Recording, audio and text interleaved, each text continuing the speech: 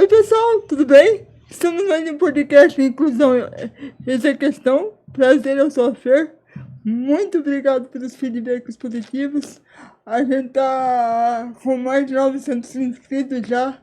Então aproveita pra gente chegar a mais de 1000 aí pra impulsionar esse canal que é tão importante. Eu tô muito feliz de ter alcançado esse número, porque é um trabalho muito sério, né? A gente não tá aqui pra falar de fofoca, a gente tá aqui pra trazer conhecimento, inclusão, informação. E hoje a gente tem um assunto maravilhoso pra trazer, pessoas maravilhosas aqui pra trazer pra vocês. Só que antes de mais nada, não esqueça de se inscrever no canal, dar aquele like, compartilhar com seus amigos. E eu também queria agradecer aos nossos patrocinadores, porque sem eles eu não estaria aqui trabalhando com dignidade, levando informação e conhecimento para vocês, porque sem eles, confiando nesse trabalho de inclusão, nada disso seria possível nesses quase 2 anos que a gente tá junto aqui com a Graça de Deus.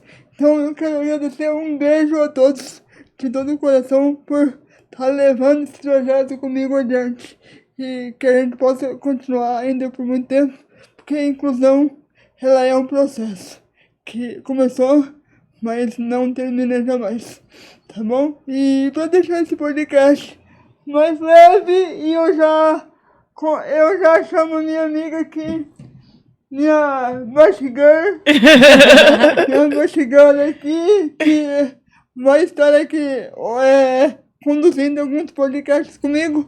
Fala aí, Bruninha! E aí, gente, tudo bem? Tô de volta. Tô muito feliz. Obrigada, Fer, por essa honra de dividir essa bancada com você. Imagina.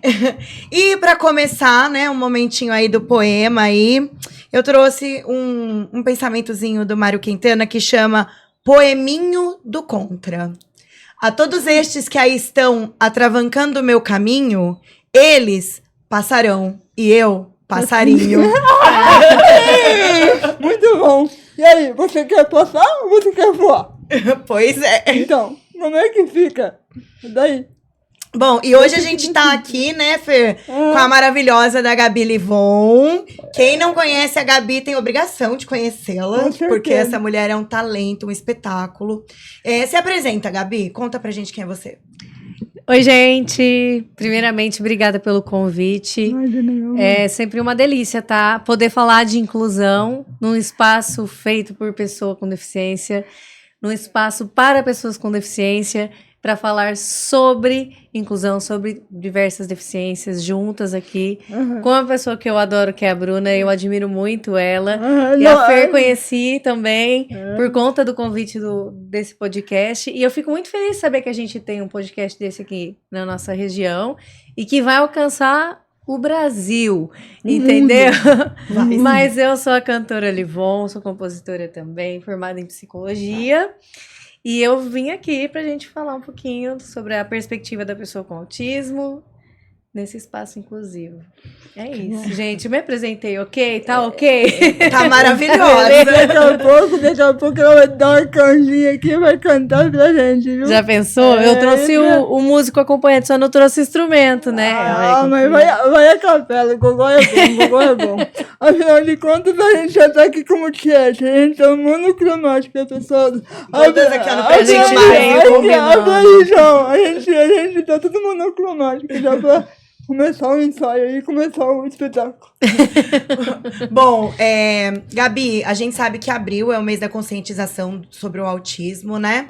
E você descobriu que você tem um filho dentro do espectro. Como foi? Como aconteceu esse processo? Bom, quando eu tive o meu filho mais novo, o Raul, ele apresentou um sinal clássico, né? Mais óbvio, assim, aquele sinal mais que chama mais atenção, que é um atraso do neurodesenvolvimento, especialmente da fala. Então, o Raul, ele não falava. Na verdade, ele começou a falar com 5 anos de idade, né? Depois das intervenções e terapias.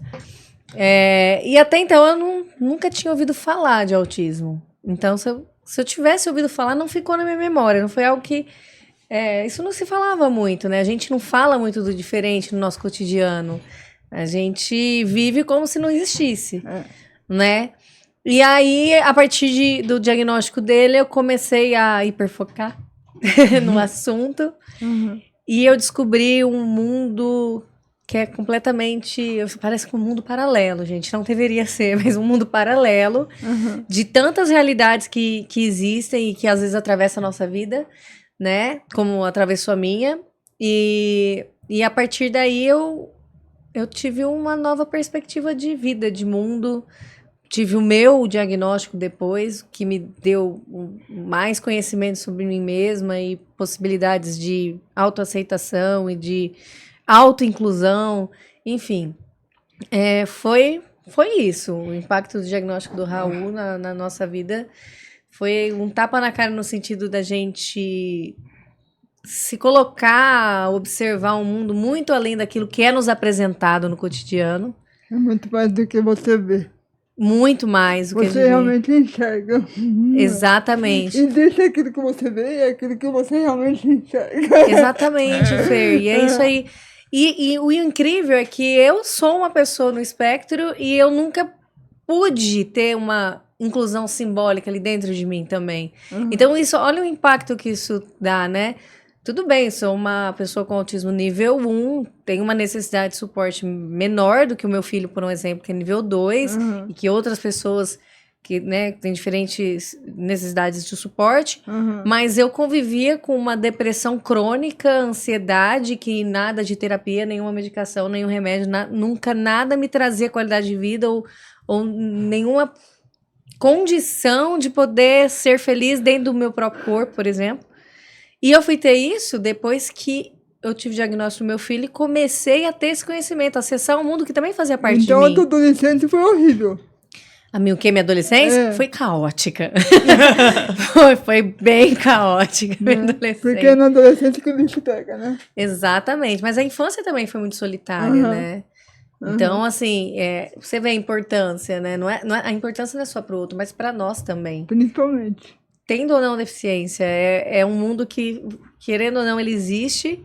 E se você não acessa ele, você deixa de se conhecer também, porque a diversidade faz parte da natureza humana. Então, você tendo ou não uma deficiência, saber da diversidade também te agrega. Sim. Também te constrói. E como é que foi esse diagnóstico do teu filho e aí você recebeu o teu diagnóstico? Foi logo em seguida? Como é que foi essa trajetória um pouquinho? Não foi logo em seguida, Fer, porque a gente tem um autocapacitismo, né? Não sei se o pessoal sabe o que é capacitismo, mas é o preconceito contra a pessoa com deficiência em termos de capacidade, julgar que não são aptos a fazer coisas que pessoas sem deficiência... em relação às pessoas sem deficiência, né? E quando a gente cresce numa sociedade que é estruturalmente capacitista, veja só, eu ficava, na época do diagnóstico do meu filho, eu ficava muito apegada naquilo... Eu não supus que eu pudesse ser uma pessoa com autismo, porque eu falava. Então, é uma das barreiras mais óbvias para o autismo no nível 1, principalmente mulheres, né? Então, não foi algo imediato. Porque eu ainda demorei para me ligar que era muito as nossas características em comum e é muito além da fala, ou de habilidades específicas.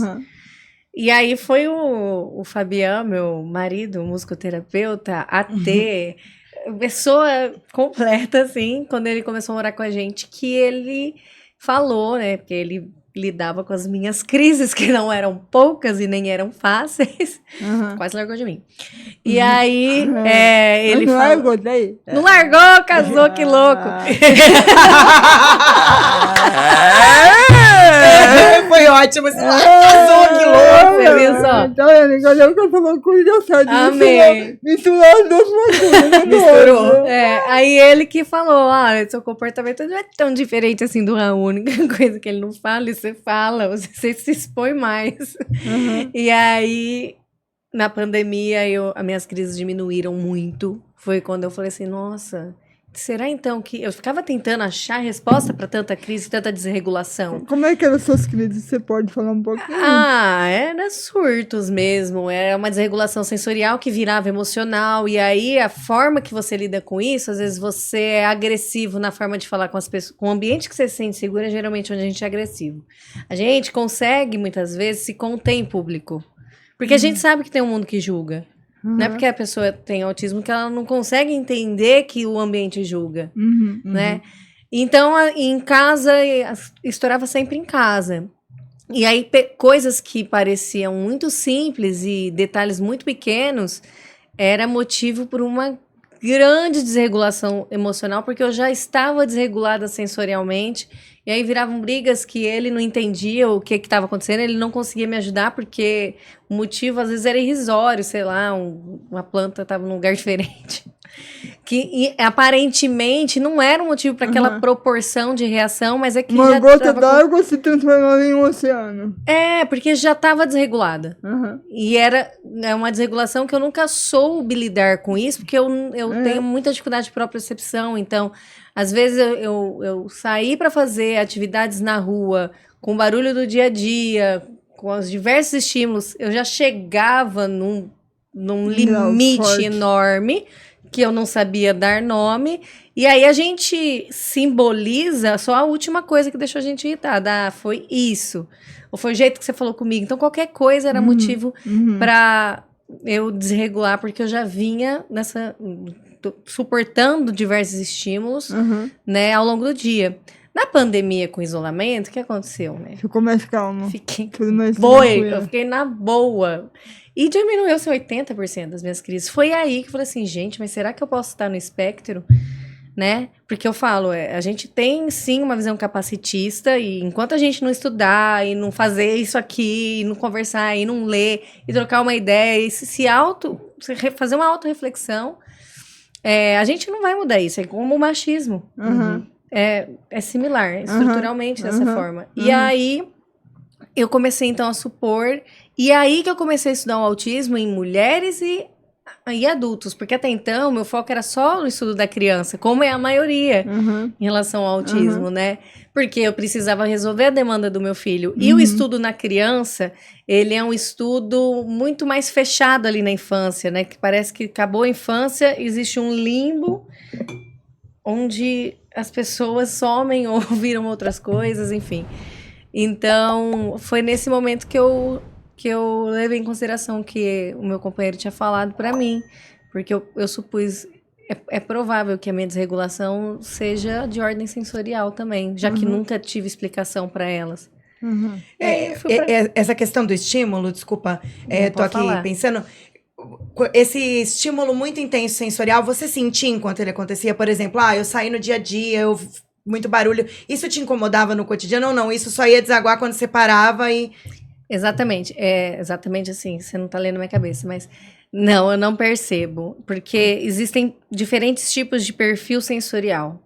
Então tem o hiporreativo, o hiperreativo, então tem o que busca o estímulo, que foge do que, né, que busca o que é evitativo.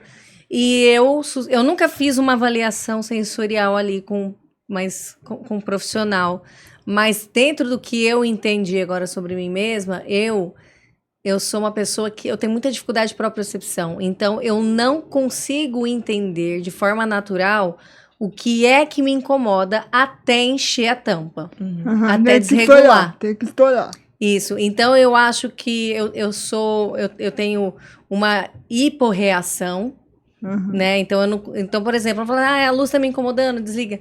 Eu nunca sou, isso aí nunca foi claro para mim. Os estímulos sempre chegam no meu cérebro de uma forma muito desorganizada. Então, eu não consigo discriminar o que é exatamente que me causa essa desregulação. Depois do diagnóstico, eu aprendi isso mecanicamente, com a ajuda do meu marido, inclusive. Então, por exemplo, eu acordava à noite, quando eu dormia, se passava a moto que passou aqui, eu acordava com o coração acelerado, assustava, porque o barulho, ele vinha muito aumentado. E aí, ele começou a me fazer algo que a gente faz na terapia, com as crianças, e enfim, que é tatear o ambiente. Olha, esse barulho foi uma moto que passou. Você lembra disso? Uma moto que passou ali na outra esquina. E nisso, ele foi me ensinando a reconhecer e organizar alguns estímulos. Hoje, eu já sou melhor em entender o que me incomoda, porque eu tive esse aprendizado partindo do suporte externo que eu recebi. Porque internamente eu nunca consegui fazer essa separação. Então, Esse era o meu perfil. Então, isso me fazia ficar sempre muito no limiar, no desconforto. E aí Aí vem as comorbidades. Né? Eu tive um longo histórico com crise de ansiedade, síndrome do pânico, porque, por exemplo, eu ia nos lugares, ia num. Tá sair muito complicado, muito estímulo. E muito estímulo, passava mal. Uhum. Aí eu sempre tentava, mas por que eu passei mal? Aí, será que é porque eu bebi? Aí parei de beber, eu continuava passando mal. Uhum. Não tinha uma resposta. Você entende? E aí eu comecei a desenvolver síndrome do pânico, agorafobia, porque eu já associava aquele lugar, já me dava medo de passar mal. E aí então são comorbidades Fica presa. que hoje, após o diagnóstico correto, eu não tenho mais essas comorbidades. E isso ajuda muito a nossa qualidade de vida. Sim. Demais. Quando você se entende, fica mais pelo menos você sabe onde precisa de ajuda, né? Você tem um norte. Então, tem que se apoiar, né? Às vezes quem vê de fora não vê uma grande diferença na minha vida pós-diagnóstico, mas pra mim, pra quem vive ao meu redor, é outra pessoa. É como se tivesse um espinho socado em mim o tempo inteiro e agora não tem mais. Sim, e você falou uma coisa que eu acho que é importante e que é um tema que eu, assim, acompanhando, né, um pouco nas redes, a questão de como o diagnóstico, principalmente em mulheres adultas, ele é mais difícil, ele é mais tardio. Explica pra gente por que isso acontece. Porque, na verdade, só cortando um pouquinho, Não, pode cortar, eu falo muito. o autismo, teoricamente, a gente vê mais em homens, né? É mais em homens e crianças, né, meninas? Mulheres Vamos aprofundar a análise agora, sociológica. Exatamente. Por isso que eu trouxe essa pergunta, é ótima. O que acontece? Primeiro, por que você ia estudar mulher lá em 1800 e pouquinho, 1900 e bolinha, né? Ela não ia trabalhar, ia ficar em casa. Você vai estudar a partir da mulher para quê? A primeira de conversa, isso é a primeira coisa. Então, os critérios já foram desenvolvidos a partir da observação de crianças, meninos. Porque a mulher é pra servir, né? Porque não era uma questão a ser resolvida. Porque tá tudo bem se ela não tiver o melhor desempenho social, porque ela não vai ter uma profissão. Ela vai ficar... Se ela aprender as coisas de casa... Tá ótimo. Beleza. E se ela é estranha, problema dela, do marido dela, da família dela, ponto. Isso. E aí tinha o quê? Desenvolveu-se teorias para lidar com as famosas histéricas. Ficava tudo no balaio da histérica. Qualquer coisa era histérica. Não é? Era isso. A mulher era histérica. Resolveu a questão da mulher. Mas voltando para o homem, então fazia estudos, analisava esse comportamento, que diferenciava legal, tipos cara. diferentes de transtorno, mas todos, a maioria focada no homem, fora a histeria. Sim. Né? Então, a partir disso, a gente tem esses critérios que foram desenvolvidos. A mulher, a gente tem, assim, o nosso corpo tem hormônios em proporções diferentes dos homens, né, das pessoas do sexo masculino e tal. E isso interfere na nossa socialização. Fora que a exigência para as mulheres é diferente da exigência para os homens. As exigências sociais. Então, eu tenho uma filha mulher, o menino, ele tem mais liberdade até para ser ele do jeito que ele é, explorar o mundo sem muita necessidade de senta direito, faz isso. Então, a menina, ela já é mais direcionada desde cedo também. Senta direito, arruma postura. Fala baixo. Isso são estímulos, né? Então, se a menina, ela já é mais tímida, isso também não é um problema.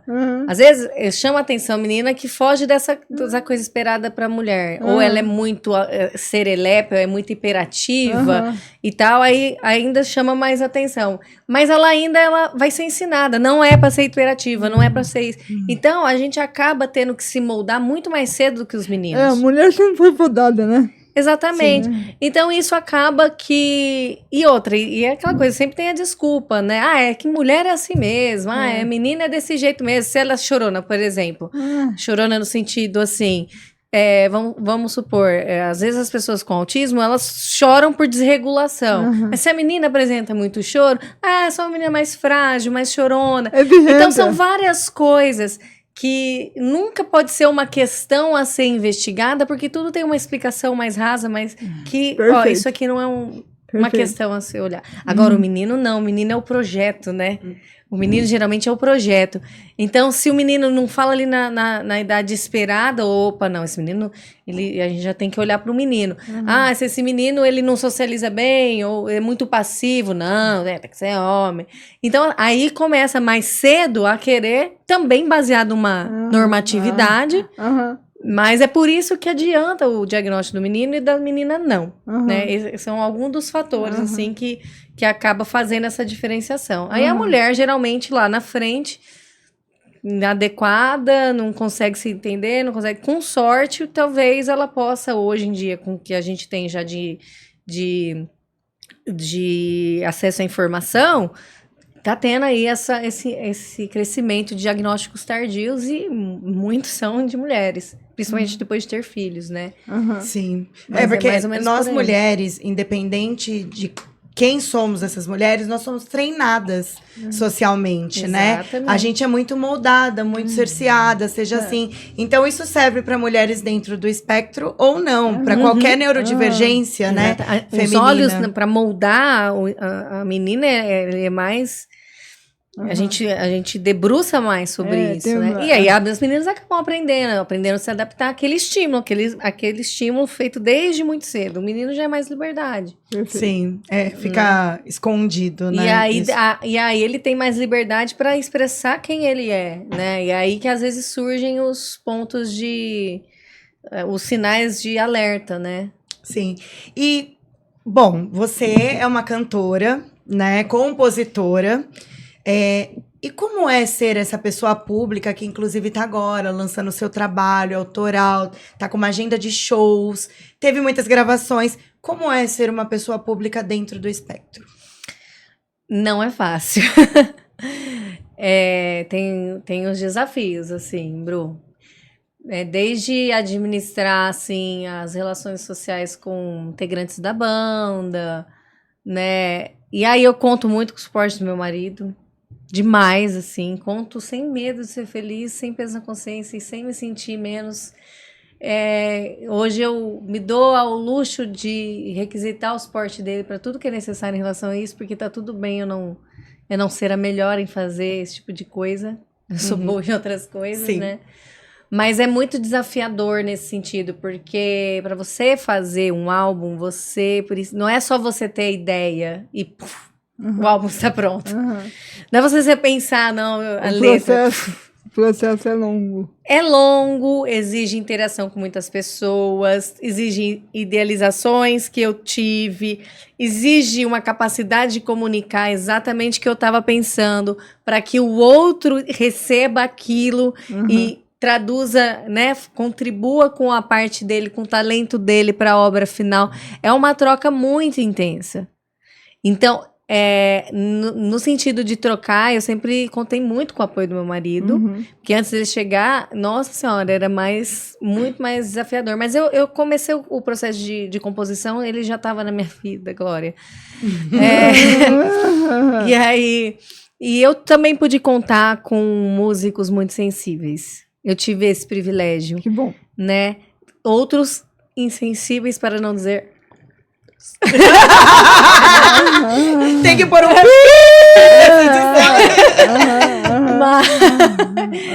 mas por exemplo, eu falo assim, que eu fiquei com uma cúpula, assim, sabe, no meu trabalho, que é o maestro Leno Tagliaro, o nosso batera, que é o Rubens Lopes, excelente músico, aprendo muito com o Rubão, e o meu marido, e eu. Então, assim, eles são muito inclusivos, eles me validam, eles querem me ouvir, pelo menos eu me sinto assim, né? Eles querem me ouvir e eles têm aquela paciência, assim, de eu proponho alguma coisa para o arranjo, por exemplo. E aí o maestro traz a visão dele, o que ele entendeu daquilo que eu falei, ele capta aquilo e propõe alguma organização ali de notas. E aí eu escuto, e aí eu proponho uma alteração aqui e ali, e a gente consegue chegar nessa coisa que eu imaginei, através do talento dele, de ter essa sensibilidade de ouvir e poder já trazer ali um corpo daquilo que eu não tocaria. Eu imaginei. Mas ele conseguiu trazer isso. Então, assim, eu conto com uma cúpula muito, que combina muito e que tem muita paciência. Você tem uma tribo comigo. que é sua. Eu tenho. E isso é muito difícil, não só por ser uma pessoa com autismo, mas por ser mulher no meio da música. Então, assim, eu não vejo eles ofendidos. Os que se sentem ofendidos é aqueles itinerantes na minha banda. Na minha banda, sabe o Harry Potter que tem o cargo da Artes, Defesa contra Artes das Trevas, que é um cargo amaldiçoado, que fica um ano e sai, um ano e sai? A gente tem um espaço desse na banda também. Essas pessoas não ficam, né? Mas a gente vai resolver isso. Mas o que eu quero dizer é o seguinte, eles escutam e querem fazer aquilo que eu falei. Eles não ficam julgando o que eu falei. Ah, isso aí não vai funcionar. Né? Os que julgaram, vazou. Ah, isso aí não vai funcionar. Ah, isso aqui não é legal. Não, a primeira coisa, eles experimentaram ali comigo. Então, eu acho que contar com essa equipe, né, que tem esse tipo de postura, sem dúvida nenhuma, é algo que fez ser possível eu chegar num trabalho desse. Só te cortando um pouquinho. Pessoal, leva isso pra vida, tá? Isso se chama empatia. Então, leve isso pra vida. Não só pra pessoa que tem algum tipo de deficiência, mas leve isso pra vida. Escute o outro. Acate a ideia do outro. Hoje a gente tem uma boca e 2 ouvidos e parece que tudo se inverteu. As pessoas só querem falar. Então, isso se chama empatia. Pode continuar. Obrigada, ela deu um nome pra tudo isso que eu exatamente. Tá. Maravilhosa, Fer. É isso, eu conto com pessoas que têm empatia comigo pra superar as dificuldades, porque eu fico muito desgastada. Mesmo numa relação boa, que é com eles, ainda assim, isso me cansa muito, porque a comunicação é algo que, por mais que eu saiba fazer, não tive atraso de fala, não tem prejuízo de linguagem, mas é algo que me custa muito da concentração, de energia e tal. E aí não é que eu não gosto, é que meu perfil de funcionamento é esse, então eu acabo cansando, né? E aí é a mesma coisa com o público também, né?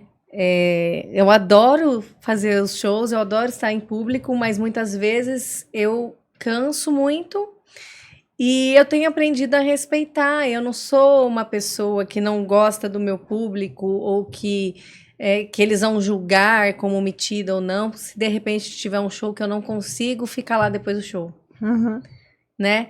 E também aprendi depois do diagnóstico e depois de adentrar esse mundo que era paralelo, mas agora ele é completamente pertencente a mim, eu aprendi a respeitar que aquelas pessoas que de repente forem julgar, tudo bem, elas vão julgar e vão se afastar e qualquer momento voltam ou não. A gente tem que abrir mão, controla aquilo que a gente sente, sabe aquilo que a gente sente.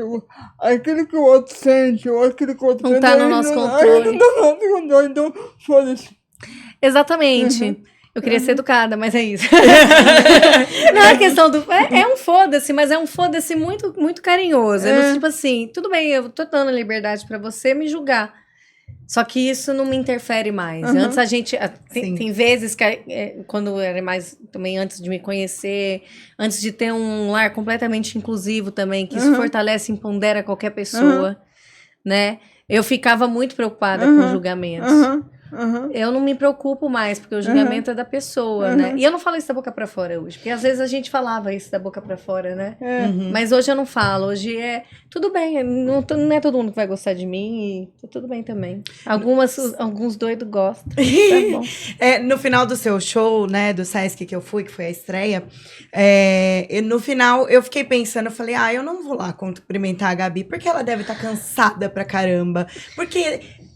assim, eu fiz teatro um tempo, então eu já saía do palco esgotada. Pra uma pessoa que tem um estímulo sensorial como o seu, deve ser o triplo. Eu tinha shows, Bru, que eu saía e vomitava todo show. Todo show era... Eu saía, passava mal, a ponto de passar mal fisicamente. Eu vomitar legal. Sempre, por conta de descarga de adrenalina e tal, né? Fabi está aqui acompanhando o nosso podcast e não Fabiano, vai deixar. o marido dela tá aqui, eu já chamei ele pra participar, só que ele quer ficar como espectador. Exatamente, nós vamos puxar ele qualquer hora. Vocês vão conhecer ele, porque ele vai vir aqui também. Fique tranquilo. É isso mesmo. Ele não quer vir aqui hoje, ele falou, não, hoje Fazendo a linha tímido. Exatamente. Mas eu passava mal mesmo. Então, assim, eu saía do show, eu não conseguia, porque eu ficava extremamente hiperestimulada, até por questões que antes eu não conseguia trabalhar, porque lembra que eu falei que eu não conseguia organizar exatamente que estímulo que me incomoda, e hoje eu já aprendi mais isso. Um exemplo besta, assim, passagem de som. Então, como eu sempre tive muita dificuldade de explicar exatamente o que eu preciso e de reconhecer o que eu preciso, eu nunca conseguia direcionar como que eu gostava que o som estivesse no palco. Gente, isso me desregula muito. Muito. Mas muito mesmo.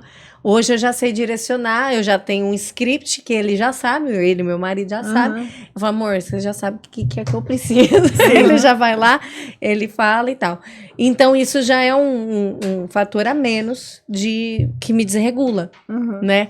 Luz, às vezes, também eu preciso direcionar, porque às vezes tem muita luz que pisca, isso faz eu ficar até nauseada. Então, são coisas que antes eu só ia fazer o show do jeito que as pessoas montavam, do jeito que elas consideravam ok, né?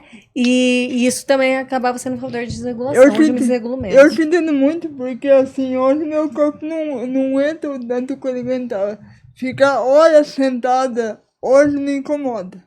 Então, se tem festa, se as pessoas entendem que eu não aguento ficar muito sentada, eu preciso trocar e deitar, eu vou. Se eu não me sinto vontade, porque elas não entendem que eu preciso deitar ou eu preciso ir embora, eu fico em casa. Simples assim, né, Fê? Mas é muito importante a gente saber e respeitar as nossas necessidades sem ter vergonha delas. Entendeu? Respeitar o limite nosso, de onde a gente pode ir até onde a gente não pode ir. E não se preocupar com o outro. Entendeu? É um desprendimento, né? Eu falo que quando a gente chega aos 40, não sei que idade você tá, mas é libertador. Eu estou com 34 feitos ontem. Parabéns! Olha! Parabéns! Que linda! Que linda! Mas é bem linda! Parabéns, meu amor. Deus te abençoe muito. Obrigada, gente. Olha o presente aqui. Ai, que bom, que bom. E aí, oi, não, eu ia complementar, Fer, essa sua fala, né? Sobre também, por isso que é importante estar em ambientes com pessoas. A gente fica mais seletiva, como a Fer disse. A gente escolhe melhor os ambientes que a gente quer estar. E com pessoas que não vão julgar, que não vão... Exatamente. Tipo assim, por eu ficar muito sentada, às vezes eu tenho dificuldade de fazer xixi. Então demora, às vezes, eu preciso de um tempo ficar no banheiro. E tem gente que acha que é frescura. Então eu prefiro ficar num lugar ou não ir. Porque às vezes fica muito sentada, acaba ficando na bexiga, ficando mais tudo, porque você fica num lugar só. E isso incomoda também. Exatamente. E a inclusão é sobre ampliar esses lugares que a gente se sinta à vontade, né, gente? Exato. Porque, igual a Fer falou, e eu entendo total, a gente acaba tendo que selecionar hoje alguns lugares pra gente estar, porque existem outros que a gente sabe que às vezes o desconforto de ter que lidar com olhares, com julgamentos, desestimula a gente de querer estar. E existem lugares que são lugares que a gente tem pleno direito de estar, mas não conseguimos por motivos assim. Então a gente fala de inclusão para a gente poder ampliar as possibilidades da pessoa com deficiência estar em diversos lugares sem precisar fazer essa conta. Neurotípico faz uma conta muito, muito mais simples em relação a isso. Tem alguém que gosta ou não. Não se o ambiente vai estar bom, se a luz vai estar legal, se vai ter lugar para deitar, se vai ter lugar, um banheiro confortável e tantas outras coisas, né? Que convidam a pessoa, é como se o lugar dissesse assim, olha, aqui é um lugar para você, né? Então a gente ainda tem muita coisa para ser construída nesses termos, assim. né? Sim, totalmente. E sobre agora, né, os seus projetos, conta um pouquinho sobre o álbum, sobre os shows, o que tá por vir. Que álbum é esse? Eu sei que álbum é esse. Desculpa, tá, Eu gente? comecei a escutar e já curti ela pra caramba. A pegada dela é legal. Tá lá no Spotify, já faz o teu. Já faz o merchan. Eu lancei um álbum que chama Típica. Esse álbum fala sobre as minhas... O álbum é o meu terapeuta. O álbum foi um catado de letras que eu compus em diferentes fases da minha vida, onde eu não conseguia encontrar em outra pessoa ou na minha rede de apoio nenhuma escuta para aquela angústia, para eu organizar aquelas emoções. Então eu sempre tive esse comportamento de escrever. E aí o álbum ele pega diferentes letras que representam diferentes estados de humor ao longo dessa minha trajetória até a descoberta do diagnóstico de autismo. Como é que foi quando você descobriu? O que isso te impactou?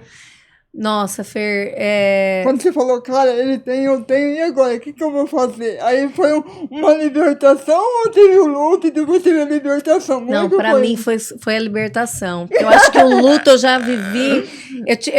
É muito difícil, porque assim, eu fui uma pessoa que eu tive acesso à terapia. Com quantos anos você se descobriu hoje? Isso que você teve um diagnóstico? Porque 29. Faz 5 anos que você... Isso, 29 anos. Mas eu tive outros rótulos ao longo da vida. Sim, com certeza. É histérica. Sim. Esse aí, se nenhuma mulher recebeu, tá errado. Verdade. Sim. Então, histérica, metida, preguiçosa, egoísta, né? Por causa da rigidez de querer as coisas do seu jeito. Então, assim, o diagnóstico para mim representou uma libertação responsável.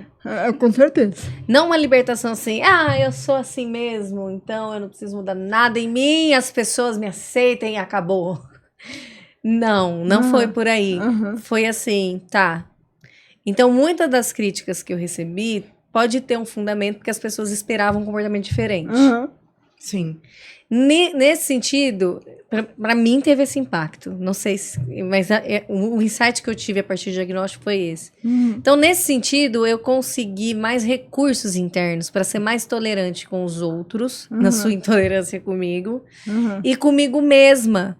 Só que agora eu tinha um caminho. Tá, então eu já entendi que neurotípicos esperam que a comunicação seja assim. Então eu mecanizei eu prestar mais atenção no que se espera de uma relação para que eu possa dar um pouco para a pessoa, né? Porque as pessoas são diferentes. Então eu também preciso entender que na sua diferença eles esperavam mais de mim, o que dava a sensação a eles que eu era uma pessoa talvez muito grossa ou não direta ou metida, né? E que fazia sem perceber, né? Então, por exemplo, eu já tive relatos de amigas, assim, que ficaram chateadas comigo porque eu não tinha o hábito de perguntar regularmente como que tava. E aí a pessoa se sentia preterida, por um exemplo. E eu, na minha cabecinha, imagina, eu amo a pessoa. Então, assim, eu adoro a pessoa, aquela pessoa é sempre muito querida pra mim. Então, até quando essa pessoa falou isso pra mim, eu falei assim, eu fiquei tão triste. Mas aonde no meu comportamento eu deixei entender que ela não era uma pessoa querida pra mim? Sim. Aí depois do diagnóstico eu falei assim, tá, então ela esperava, eu tenho um prejuízo nessa comunicação social. Então ela esperava algo que não veio e eu não percebi isso. Então isso aí é um norte. Com certeza. E é um norte que eu escolhi E seguir. provavelmente você conseguiu achar o seu caminho isotrópico, né? Porque o Vygotsky fala que você viu alguma coisa de caminho isotrópico? Sim. E caminho isotrópico eu vou explicar de novo, pessoal. A gente tem, vamos dizer assim, a gente tem um rim e aquele rim, a gente tem 2 rins. E aquele rim, um rim para ele funcionar. Aí todo o corpo se adapta e aquele rim se adapta o corpo se organizar e continuar funcionando.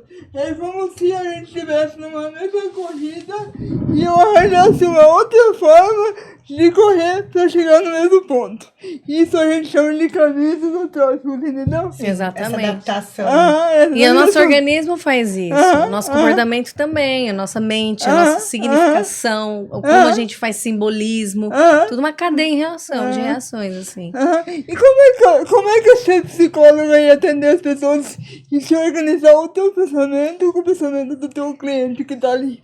Então, isso é muito legal, porque, bom, a faculdade de psicologia, sem dúvida nenhuma, também foi um poderoso recurso para que eu pudesse organizar e encontrar o meu caminho isotrópico.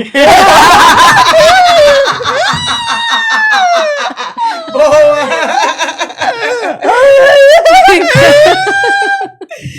Foi ótimo. Então, nesse sentido, eu me sinto útil, porque talvez eu consiga organizar para que outras pessoas encontrem o seu caminho isotrópico. Mas eu fiquei pensando, né, quando, depois que você se formou e tal, que eu vi a Gabi é psicóloga, eu pensei, será que tem a ver com se entender também? Com certeza, no meu caso sim, gente, mas não é que todas as pessoas que fazem psicologia fazem por isso, mas fazem sim. Mas o seu caso foi Tô brincando. também uma busca. Com certeza, principalmente essa pessoa com autismo, o nosso neurônio espelho, ele funciona de uma maneira atípica. Não vou falar melhor nem pior, porque não é, mas é atípica, diferente. Então, muitas das coisas que as pessoas neurotípicas sabem fazer socialmente, aprende por imitação, e é uma imitação que às vezes elas nem percebem que elas fazem. Simplesmente é o natural do corpo delas, espelhar, imitar. Então, ali eu já entendi, sem precisar racionalizar, que naquele ambiente o esperado do meu comportamento é esse. Você faz isso em segundos. Sim. Menos de um segundo. Só porque o seu neurônio espelho opera de determinada forma. E isso é sem pensar. No caso das pessoas com autismo, o nosso sem pensar não atende ao que se espera. Então, a gente pode operacionalizar isso. Porque estamos num meio que tem uma estrutura, ideologicamente a gente quer que isso se amplie para a gente precisar mecanizar menos, sem dúvida nenhuma.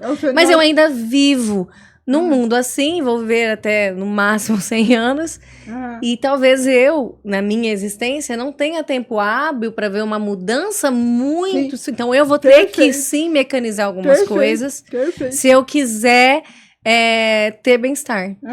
Isso é uma aceitação de que não temos mesmo um mundo exatamente do jeito que idealmente a gente gostaria, mas não por isso, então, a gente vai aceitar que certas coisas a gente vai precisar fazer, porque a vida é assim, e continuar a nossa militância aí para tentar chegar nesse meio de campo. A faculdade de psicologia me trouxe muito instrumento para isso.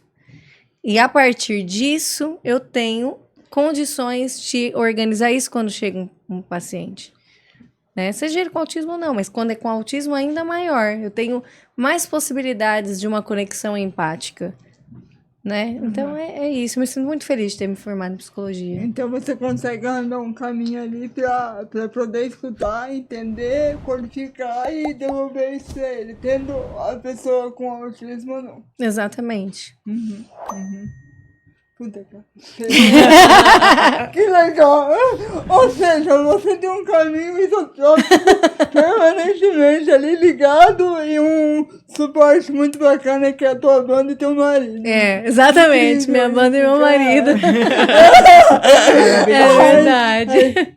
Meu amor, quer deixar mais alguma coisa que a gente não falou? Você quer falar mais alguma coisa? Não, só quero falar que eu tô admirada com esse podcast. Foi um bate-papo maravilhoso. Acho que a gente contem agradece, comigo. né? Que, assim, ó, posso só fazer uma fofoquinha? Uma fofoquinha. Uma fofoquinha não, mas eu aprendi muito com a Gabi e me ajuda muito na sala de aula, porque eu dou aula há 18 anos já, né? E eu... Ô, Fê! Entendi!